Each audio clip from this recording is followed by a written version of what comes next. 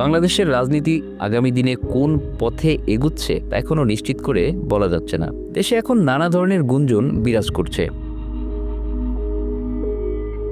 ধারণা করা হয়েছিল শেখ হাসিনার সরকার পালিয়ে যাওয়ার পর মাঠে একচ্ছত্র আধিপত্য থাকবে বিএনপির, কিন্তু অবস্থা দৃষ্টে তেমনটি মনে হচ্ছে না। বরং দলটির নেতাকর্মীদের মুখে নতুন ষড়যন্ত্রের কথা শোনা যাচ্ছে, যেমনটি বলা হচ্ছিল 2007 সালের সেনা সমর্থিত সরকারের সময়।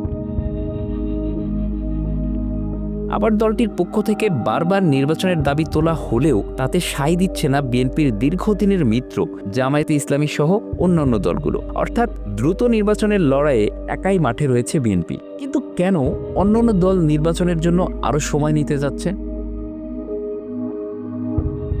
মাঠের নানা জরিপে বলা হচ্ছে দ্রুত সময়ের মধ্যে নির্বাচন হলে সেখানে নিরঙ্কুশ জয় পাবে বিএনপি। সেক্ষেত্রে বিরোধী দলে কে থাকবে তা নির্ভর করছে পতিত আওয়ামী লীগের নির্বাচনে অংশগ্রহণ করা না করার উপর।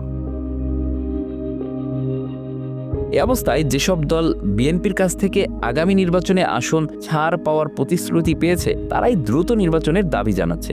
এ তালিকায় রয়েছে জেএসডি, নাগরিক ঐক্য, গণ অধিকার পরিষদের একাংশ, 12 দলীয় জোট, গণসংহতি আন্দোলন সহ জাতীয়তাবাদী সমমনা জোট বিএনপির সঙ্গে রয়েছে। অন্যরা দিচ্ছে না তারা। রাজনৈতিক বিশ্লেষকরা বলছেন মূলত বিরোধী দলের অবস্থান নিশ্চিত করতেই আরেকটু সময় চাচ্ছে বিএনপি বাদে অন্যান্য দলগুলো, যাতে এই সময়ের মধ্যে আওয়ামী লীগ নেতাদের বিচারের মুখোমুখি করে তাদের নির্বাচনে অযোগ্য ঘোষণা করা যায়। আর এক্ষেত্রে দলগুলো রাষ্ট্রীয় কাঠামোর বিভিন্ন পর্যায়ে সংস্কারের ধোঁয়া তুলছে। নির্বাচনের আগে প্রয়োজনীয় সংস্কারকে গুরুত্ব দিচ্ছে জামায়াতে ইসলামী। অভ্যুত্থানের সূত্রপাত ঘটানো ছাত্র নেতৃত্ব আওয়ামী লীগের বিচারের আগে নির্বাচন হতে দেবে না বলে ঘোষণা দিয়েছে। চরমোনাই পীরের নেতৃত্বাধীন ইসলামী আন্দোলনেরও অগ্রাধিকার রয়েছে সংস্কার।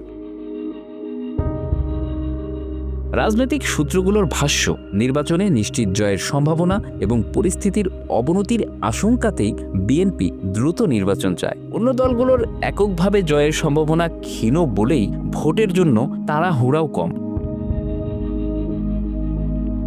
প্রধান উপদেষ্টা ডক্টর মোহাম্মদ ইউনূস 2025 সালের শেষ অথবা 2026 সালের প্রথম অংশে নির্বাচনের কথা বলেছেন। তার প্রেস সচিব জানিয়েছেন নির্বাচন হবে 2026 সালের জুনে।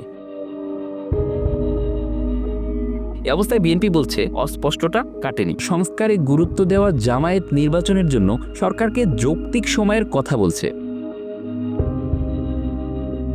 ছাত্র নেতৃত্ব রাজনৈতিক দল গঠনের ঘোষণা দিলেও মাঠ পর্যায়ে খুব বেশি সাড়া নেই। তাদের দুই সংগঠন জাতীয় নাগরিক কমিটি এবং বৈষম্য বিরোধী ছাত্র আন্দোলন থানা, উপজেলা, জেলা পর্যায়ে কমিটি করলেও ওয়ার্ড, ইউনিয়নে সংগঠন বিস্তার লাভ করতে পারেনি। Bangla affairs news desk.